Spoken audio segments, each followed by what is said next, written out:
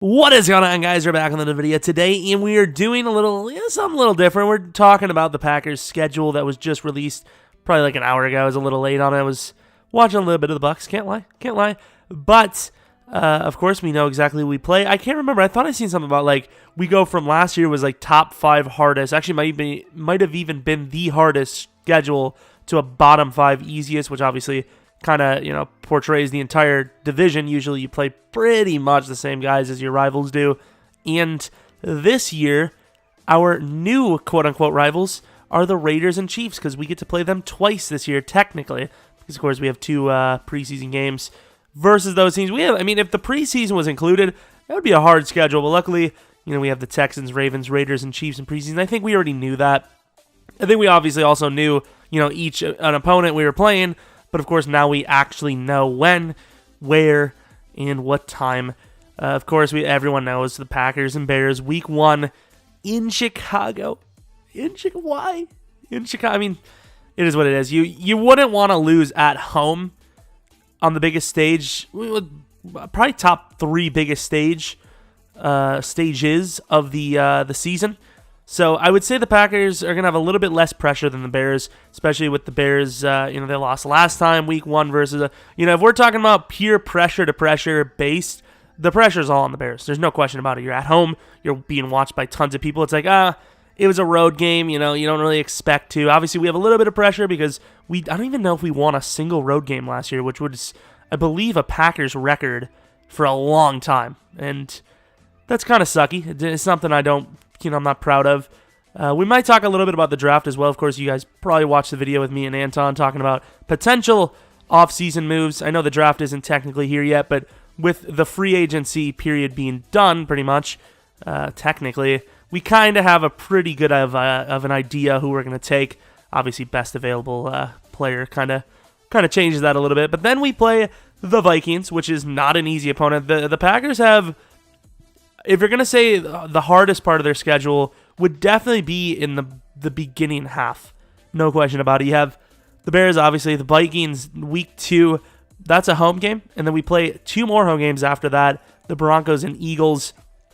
The Broncos, on paper, that's one of those you must win. Like, if you don't win that game, is your season even legit? Philadelphia Eagles, Carson Wentz, he gets off to a pretty damn hot start. If you're playing them maybe in the later portion of the season, maybe not having to worry too much because he might not even be there. Then you have to go to Dallas. Like, those games are kind of tough. The Broncos are the easiest of those, but they are a little bit different, so you never know how they're going to come out swinging. But the first 5 games, 4 of them are really rough. Then you have the Lions and Raiders. The Raiders, maybe before the season started, definitely considered one of those, easy to beat teams, but they actually made a pretty quick turnaround of this thing. And, of course, the draft, they're going to have a couple of picks in the first round. So this might be a really tough Raiders team. And then, obviously, you're playing the team that probably should have won the Super Bowl last year. Right after that, the Kansas City Chiefs. We can't forget that Dee Ford was a quarter of an inch offside, which lost them. Not lost them the game, but it took away a pick that would have won the game. And, there's that. Then you play the Chargers, who are another top 5 team in the NFL. Then you play the Panthers. Especially when the Packers come around, the Panthers give us troubles. They've always have, doesn't matter who's on their roster. They've always given the Packers troubles. Cam Newton, the Packers suck with quarterbacks that can run. Cam Newton, of all the people on this schedule this year, is easily the most capable of doing so. So that's going to be a new challenge. Who else? I guess, to be fair, Week 1 versus Chicago, maybe, similarly in rushability at quarterback. Then you have the bye week, Week 11. I think the later you get a bye week, it's definitely better. So I like that. Coming off of that, it's the Niners are going to be about a 50-50 team. Then the Giants, if you lose to the Giants this year, you might as well call it a season. Unless you're, it's Week 17, you're purposely doing it to mix up the playoff seeding. Maybe you're trying to avoid a certain team. Other than that, there's no reason. Then you have the Redskins, who, once again, another team that somehow gives the Packers a lot of troubles. Alex Smith, most likely not going to play this year, right? That's, honestly, is he even going to play another snap? I don't even know. Then you have the Bears again, Week 15. That's a home game. the Packers finish with 3 division rivals right at the end of this thing. Kind of reminds us of our Bears franchise, where we have 2 of those sets back-to-back-to-back kind of situations. It's a 12 o'clock game, which is interesting because Week 15 versus the Bears, that's going to be a pretty important game. They have us on ESPN at 7 versus the Vikings. I think you probably should have changed those 2 around, if we're being honest. And then we finish the regular season with the Lions again. Of course, any of those games near the last 3 weeks could change what time they played. So if we're gonna take a look at the schedule, I know for some reason I'm pretty sure they said we had an easy schedule, which I don't see it. I don't see how this is an easy schedule. You have Chicago Week 1 in Chicago. Like I said, the pressure's there. If they draft the way I'm hoping we draft, I think we'll win that game by... I think we're going to win by 10. I think the Packers have a much better defense coming in. Let's be honest, as Packer fans, every single year it's like, well, surely the defense is going to be a little bit better this year. But we actually made some legit, additions to the team. I know we lost some players, but we lost more guys that costed more than they're actually worth. Anton, who was talking about Zadarius Smith, we actually did go and get him. We are obviously both talking about Landon Collins. Kind of glad we didn't because he was rather expensive. I know we paid Amos a little bit of money, but at least he's good in coverage. I think this should be a much better defense. I think Preston Smith was a bit of a reach. I would have much rather had Earl Thomas and then draft a guy at 12. But we'll see. There's probably going to be, if we're being honest, pick 12 should be linebacker. If Bush or White is there, White's not going to be there. But if Bush is there at 12 and we don't take him, I'm going to be a little mad. Almost every year I kind of make a stupid call. I was like, oh, we should have went with Josh Jackson. We got him in the second round, you stupid idiot. Jair was obviously the better choice. But speaking of what we're talking about here is the predictions. Week 1, I'm going to give it a 10-point victory. Week 2, at home, I hate playing the Bears and Vikings right away because they can hurt Rodgers, and I hate those 2 teams for that. I'm going to give the Packers a 13-point win over the Vikings. I know we get a little crazy. Broncos, that's a 17-point victory. The Eagles, I think we're going to lose that game. It comes down to how healthy the Eagles are. Week 4 is pretty early in the season, but I think that's going to be, how healthy can you be? It's at home. I think it's going to be a loss to the Eagles. I'm going to say just a very small points, like 4 points. The Cowboys at Dallas. I'm trying to think of the Packers' run defense. We're pretty damn good as long as we're healthy. I'll say we'll win by 7. The Packers usually pull out a last-second touchdown against them. The Lions, that's going to be an easy win. And the Lions, I know we got swept by them last year, I believe, but it was iffy. The first game, completely BS by the refs. Crosby missed like 500 field goals last week. Most likely a tank job for a better pick. So I'm going to give that a win. The Raiders, that'll be a win. Chiefs, I think that's going to be a legit gunslinging battle. I can't really remember what the Chiefs gained. I think they got Tyrann Mathieu. I think they lost Justin Houston. I'm going to say the Chiefs are going to have a worse defense. They will have a better... I don't know if they will have a better offense. I'm going to give that to a Packers win versus the Chiefs. I think week 8 is going to be the week where, maybe the Packers are legit this year. They're 6-1, whatever I gave us, 7-1. Going against the Chargers is going to be another real test. That's going to be a loss. The Chargers, I think, are too complete of a team. Maybe I'm overrating their defense a little bit. Maybe it's a little bit of my legacy league franchise where I just believe they're gods, but I think the Chargers win by 6. It's going to be a real defensive battle on their side. And our side, even though we're better, we're still not there at that defensive level. Panthers, I'll say it's a win, even though they give us troubles. Bye week, hopefully we win that. The Niners, that'll be a win. Giants, that'll be a win. Redskins will be a win. The Bears, I feel like they're going to take one at our home. I know it's crazy, but I think they will.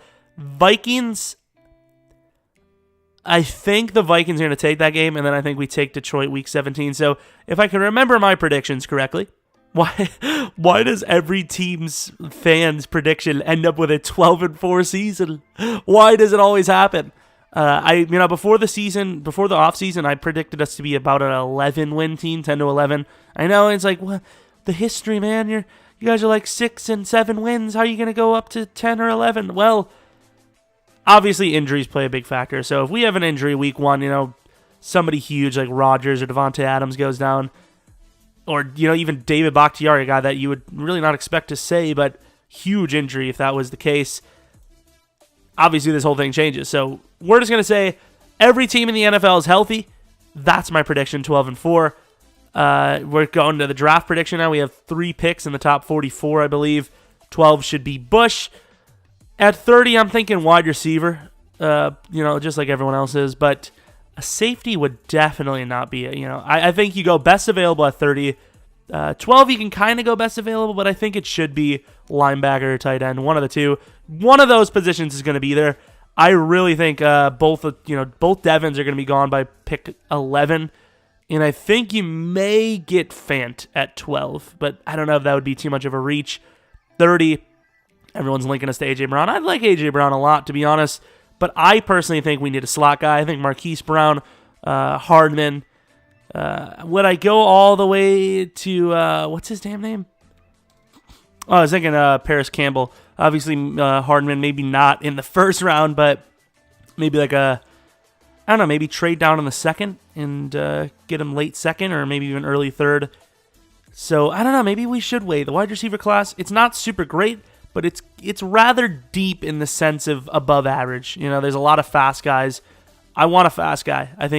I know we need like a quick route running guy that Rodgers can depend on for the short yardage, but I want a fast guy. Those guys can learn routes. I mean, it's not like it's, here you go, you're fast, learn a route, you're good. But I think the Packers are missing one of those beastly speed guys. Who's the fastest we really had at a position in a while? Cobb. That's the fastest slot receiver we've had in how many years? 20? And even he wasn't even that fast. I would say Cobb probably ran like a 4.42, right? I know 40 times and all that's not the most important thing, but you know what I mean. It's just, we need a guy that can just absolutely burn you. A guy that you can forget about. Yeah, 4.46 for Randall Cobb. A guy you forget about and you're like, oh, yeah, he's 70 yards down the field, isn't he? I think a guy like Marquise Brown at 30, maybe rate in, wait till the late second or early third for Hardman. But yeah, I'd say 30 is one of the wide receivers if they're somehow there.